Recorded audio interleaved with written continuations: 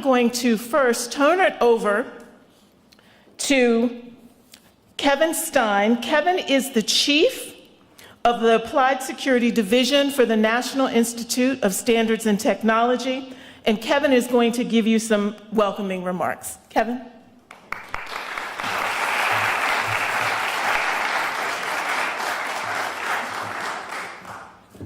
Well, good evening, and thank you, Diana. It's very hard to follow your passion and excitement. Unfortunately, I probably don't come across that way as much, so it's good to see everybody, though.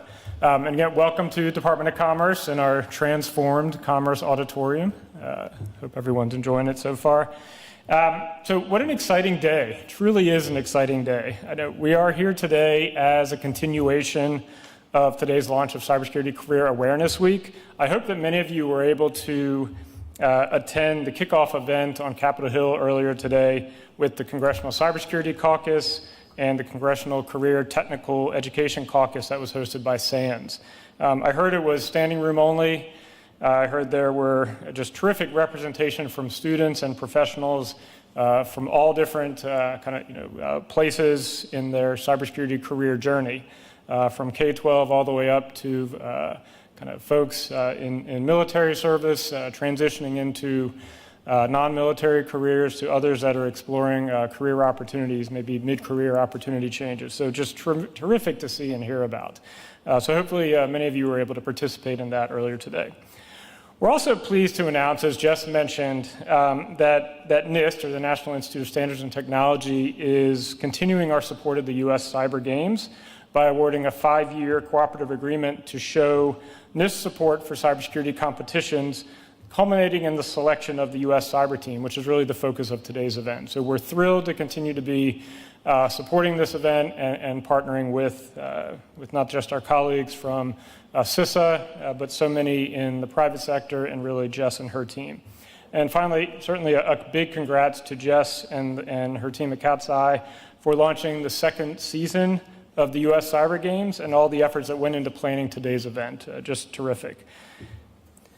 So a little bit about NIST. Again, NIST is a part of the Department of Commerce. So again, we're happy to welcome you here to Commerce headquarters. And we have a very compelling mission to enhance innovation and industrial competitiveness. But I think from a cybersecurity perspective, I typically talk more about our purpose. And that purpose is really to help cultivate trust in technology. We seek to achieve our purpose by advancing cybersecurity and increasingly privacy standards and guidelines, technologies, and measurements through our measurement science mission. This trust is built not just by producing world-leading standards, guidelines, and other resources, but it's very much by engaging in a process, maybe say a trusted process, that is open and transparent, inclusive, and collaborative across the public and the private sector stakeholders. Trust is the anchor for the work that we do, and it really serves as that lens through which we make all of our decisions on the different assignments that we have at NIST. This has certainly been very important to us since the very beginning of our cybersecurity program. And in fact, this year, we're excited to be celebrating our 50th year in cybersecurity, dating back to the early 1970s, so 1972 if you do the math right. So we're super excited about this milestone for us, and really that emphasis from day one on helping to build trust in technology. Our efforts to cultivate trust in technology have really provided a foundation for different cybersecurity advancements. And they've included specific information that can be put into practice immediately, but also with an eye towards kind of those longer-term research needs that anticipate many of the advances in technologies and future challenges that we as organizations, whether public or private, domestic or even international, might be facing. That's exactly what attracted me to join NIST, probably about 16 years ago, almost 16 years ago, and it's really why I'm very proud, and I think all of us in NIST are very proud to take on so many of the cybersecurity assignments that we do each and every day. We have a long-standing reputation as a standards agency that provides guidance to federal stakeholders, as well as standards and guidance that are voluntarily adopted by the private sector. And we're actively working on a variety of different topic areas, including identity and access management, software and hardware security practices, cryptography, including the very important post-quantum cryptography, as many of you might be tracking, And then cybersecurity in supply chains, artificial intelligence, Internet of Things, and so many other technology domains where there's an intersection and a need for cybersecurity. And among some of our signature products, if you will, and some of these are ones you're probably familiar with, our framework for improving critical infrastructure cybersecurity, commonly known as the Cybersecurity Framework, our NIST Privacy Framework, again, that merging of cybersecurity and privacy, that integration of those two, and the NICE Workforce Framework for Cybersecurity, which I'm sure many of you are familiar with. At NIST, we often think about our cybersecurity work as addressing the why, the what, and the how. But I think increasingly we need to pay attention, very special attention, to the who, not the band. Maybe I'm dating myself. Maybe I'll date others in the audience as well. You can't beat a good Pete Townsend song. But the who being the workforce that's needed and the corresponding education and training that's required to meet all of our cybersecurity workforce needs. The NICE Workforce Framework for Cybersecurity, or just the NICE framework in this context, provides a comprehensive way to think about a workforce that is needed to manage the cybersecurity risk of an enterprise. And you really only have to look at the 5 categories within the workforce framework, the NICE framework, to really appreciate the breadth of cybersecurity opportunities that are available. And when you look at the first one, oversee and govern, the central focus of our cybersecurity research at NIST includes a focus on cybersecurity as part of enterprise risk management. That means that we need to educate, the C-suite and the board of directors. We need to understand how to best prepare those people in those roles to create the appropriate policies and the processes at that enterprise level to help minimize cybersecurity risks in the context of those missions and business objectives. And I think in the workplace context, that really brings into, kind of under that umbrella, chief risk officers, chief information officers, chief information security officers, increasingly privacy officers, legal counsel, auditors, that list can go on and on. But it also includes those folks, those roles that develop policies and procedures, provide awareness and training on cybersecurity and privacy, and the folks that support our acquisition and our procurement needs as well.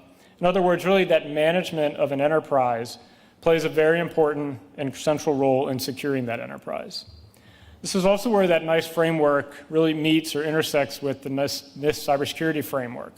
If you're familiar with the cybersecurity framework, you know that first function is the identify function. And that includes things like governance and risk assessment, asset management, and supply chain risk management, just to name a few. So the second category is securely provision. And this, I'd say, is a primary function that we play at NIST with respect to federal government as we discover, design, and develop technology standards or solutions that can be used by organizations.